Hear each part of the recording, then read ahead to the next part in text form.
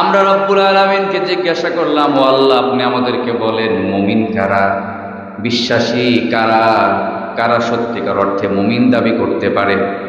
রব্বুল আলামিন জানায় দিলেন, মুমিন হলো তারা, ইন্নামাল মুমিনুনা আল্লাযীনা আমানু বিল্লাহি ওয়া রাসূলিহি সুম্মা লাম ইয়ারতাবু وجاهدوا بأموالهم وأنفسهم في سبيل الله أولئك هم الصادقون। রব্বুল আলামিন বললেন, বান্দা শোনো শোনো, মুমিন হচ্ছে তারা যারা কিনা আল্লাহ এবং তার রাসূলের উপর বিশ্বাস স্থাপন করে যে আল্লাহ একজন অবশ্যই আছেন এবং তিনি তার রাসূলকে সত্য ধর্ম দিয়ে প্রেরণ করেছেন।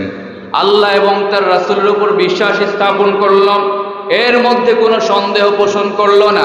এরপর যারা তাদের জান এবং মাল দিয়ে এই আল্লাহর জমিনে আল্লাহর দ্বীনকে প্রতিষ্ঠার জন্য যারা সংগ্রাম করে, চেষ্টা যারা চালিয়ে যায়, ইসলামকে সব ধর্মের উপর, সব মতের উপর, সব পথের উপর বিজয় করার জন্য যারা কাজ করে, তারাই হচ্ছে ঈমানদার। ঠিক কিনা বলে? রব্বুল আলামিন নিজেই বলছেন, উলাইকা হুমুস সাদিকুন, যারা ইসলামকে বিজয় করার জন্য কাজ করবে, আল্লাহ এবং তার রাসূলের ব্যাপারে যারা একনিষ্ঠভাবে যারা সাক্ষ্য দেবে, এরাই হচ্ছে প্রকৃত অর্থে ঈমানদার।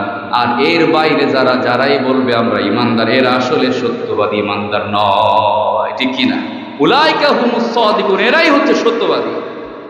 এর বাইরে গিয়ে যারা ঈমানের দাবি যারা করবে, যে ইসলামের কিছু অংশ মানবে, কিছু অংশ মানবে না, আবার দেখা যায় ইসলামকে এরা সব ধর্মের উপর বিজয় করার জন্য স্বপ্নও এরা দেখে না, চেষ্টাও করে না, এরা চায় না যে সব জায়গায় ইসলাম প্রতিষ্ঠিত হয়ে যাক।